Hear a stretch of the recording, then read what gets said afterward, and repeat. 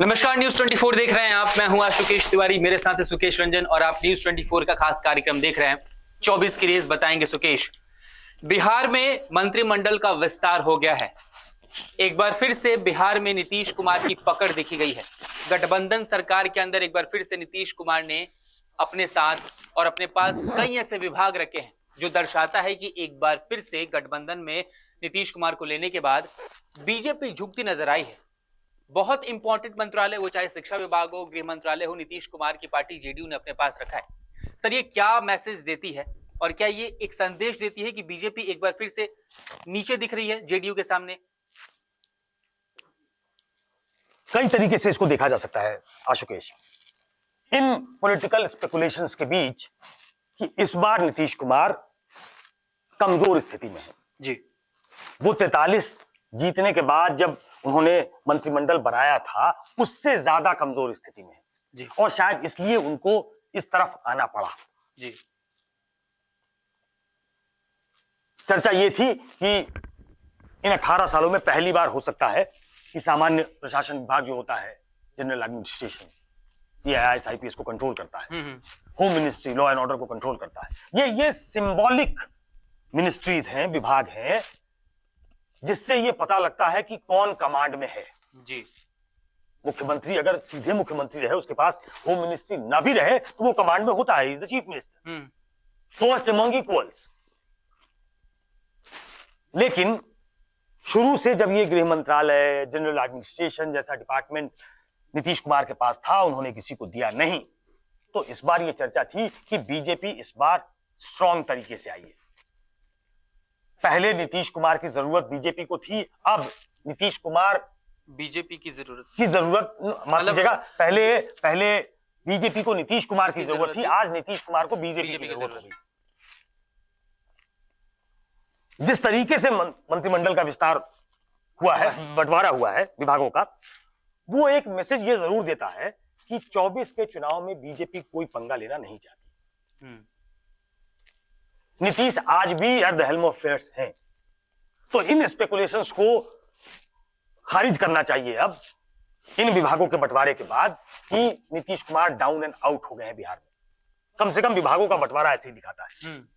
थोड़ा उसको समझने की कोशिश करते हैं। Home ministry, general administration Nitish Kumar के पास है जी।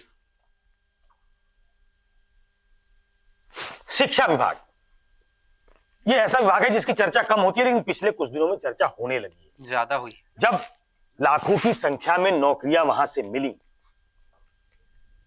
और पार्टिंग वेज के बाद आरजेडी से यह कहा गया कि एक थके हुए सीएम से हमने नौकरियां सृजित करवाई। वो गांधी मैदान जहां पॉलिटिकल रैली हुआ करती थी, वहां हमने नौकरियां बंटवाई जी। आरजेडी इसको एक बड़ा पुश अपने पॉलिटिकल जर्नी का मानती है और उसी को लेकर आज भी वो रोजगार की बात कर रहे हैं, क्योंकि वो अंडरलाइन करना चाहते थे कि ये हमने किया। नीतीश कुमार ये श्रेय उसको नहीं देना चाहते आरजेडी को। शिक्षा विभाग का पुनः वापस अपने पास ले लेना ये बताता है कि आज भी जब इसमें भर्तियां होंगी तो नीतीश कुमार कहेंगे कि ये हमारी योजनाओं की वजह से हुआ है, ये हमारी दूरदृष्टि की वजह से हुआ है। तो ये जो क्रेडिट हंटिंग है उसको ब्लॉक करने की कोशिश है। ये शिक्षा विभाग 15 साल करीब जब नीतीश कुमार बीजेपी के साथ रहे, तभी शिक्षा विभाग उन्होंने बीजेपी को नहीं दिया था, अपने पास रखा था। वो अपने पास रखा था। शिक्षा विभाग अपनी विचारधारा के प्रसार प्रसार का भी एक बड़ा माध्यम माना जाता है। एचआरडी मिनिस्ट्री इंपॉर्टेंट इसलिए मानी जाती है कि आप इन्फ्लुएंस करते हो न्यू माइंड को या यूथ को, यंग माइंड को, क्या पढ़ाना है, क्या नहीं पढ़ाना है जी, हमारी शिक्षा किस दिशा में जाएगी, हम कौन सा इतिहास पढ़ाना चाहते हैं। शिक्षा विभाग अपने पास लेके दो काम नीतीश कुमार ने, दो चीजें अंडरलाइन करने की कोशिश की है। पहला कि जो नौकरियां मिल रही हैं वो हमने दी है, ये जो क्रेडिट कोई ले रहा है वो गलत ले रहा है। और बीजेपी को ब्लॉक करने की कोशिश की है कि शिक्षा विभाग हम ही रखेंगे। जल संसाधन विभाग, शुरू से ये जेडीयू के साथ रहा, बड़ा विभाग है। रूरल रोड ये आरजेडी को चला गया था, वापस जेडीयू ने अपने पास रखा है। तो एक सरलीकरण ये हो सकता है कि 2020 का जो फॉर्मूला है वो धीरे धीरे वो मोटे तौर पे रेप्लिकेट किया गया है कि 2020 में जो बीजेपी के पास था वो बीजेपी को दे दिया गया, लेकिन 2020 से लेकर 2024 तक गंगा में बहुत पानी बह गया है। Pataliputra is on the bank of Ganges, तो बहुत पानी वहां बह गया है और नीतीश कुमार से अब स्नैच करके एक पॉलिटिकल मैसेज देने की कोशिश होगी। वो ऐसा नहीं लगता कि बीजेपी उन पे बहुत ज्यादा प्रेशर बनाना चाहती है। वो 2024 को बड़ा स्मूथ तरीके से लड़ना चाहती है। कोई भी टिफ दो दलों के बीच में उसके प्रोस्पेक्ट को, उसके विनिंग प्रोस्पेक्ट को कमजोर करेंगे। इसलिए जो बंटवारा हुआ है वो कहने के लिए आराम से कहा जाएगा कि 2020 में जो इसके पास जो था वो चला गया, इसी बिना पे हमारा समझौता हुआ है।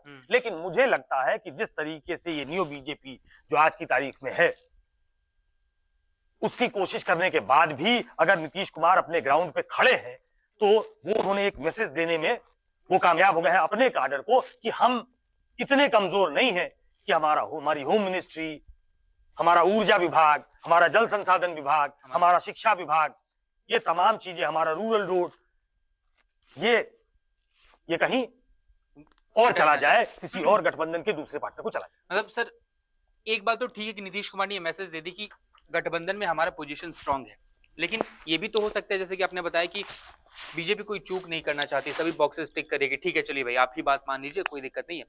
लेकिन बीजेपी ये भी सोच रही होगी कि ठीक एक बार 24 का चुनाव निपट जाता है, जीत जाते हैं, फिर डिसाइड करेंगे कि क्या लेना है क्या देना है। नहीं, उसके पहले ही इसकी एक झलक आपको दिख जाएगी। हो सकता है कि अभी जो सरकार चलाना है वहां पे नीतीश कुमार ने अपने हिसाब से ये बंटवारा कर लिया, भाजपा के शीर्ष नेतृत्व को ये मंजूर भी हो गया। लेकिन जो 17 सीटें जेडीयू लड़ती थी, क्या वो 17 सीटें जेडीयू लड़ेगी इस बार भी? क्या बीजेपी इतना एल्बो रूम देगी नीतीश कुमार को? उससे यह साबित हो जाएगा कि नीतीश कुमार फर्म फुटिंग पे खड़े हैं। अगर उस सीट में कटौती होती है तो यह होगा, एक पॉलिटिकल मैसेज वहां से जाएगा कि नीतीश कुमार पहले से तो कमजोर हुए हैं, लेकिन स्टेट में सरकार चलाने में, जैसा मैंने पहले कहा कि अभी छेड़छाड़ करने से यह मैसेज पहले चला जाएगा कि नीतीश कुमार और एक दो दलों के बीच में एक ऐसी मिसअंडरस्टैंडिंग होगी, एक कंफ्यूजन होगा जो उनके पोल प्रोस्पेक्ट को कहीं ना कहीं कमजोर करेगा। तो बीजेपी भी लाई लो करना चाहती है, वो पहले 24 की तरफ देख रही है, बाद में वो नीतीश कुमार का कैसा इस्तेमाल करना चाहती है, इस्तेमाल होना चाहती है, तो बाद में पता लगेगा। लेकिन अभी जो जिस तरीके की व्यवस्था है उसमें बीजेपी ये कहकर संतोष करना चाहती है कि 2020 में जो हमने फॉर्मूला तैयार किया था, जिस आधार पे ये गठबंधन बना था, सरकार बनी थी, हम उसी आधार पे चलना चाहते हैं, हम नीतीश कुमार को छेड़ना नहीं चाहते हैं। नीतीश कुमार आज की तारीख में ही सिटिंग प्रिटी कि भाई जो हमारे पास था वो हमारे पास है, हम फॉर्मली सरकार चलाएंगे, सरकार के मुखिया हम हैं, उसमें किसी तरह का कोई डाउट नहीं होना चाहिए।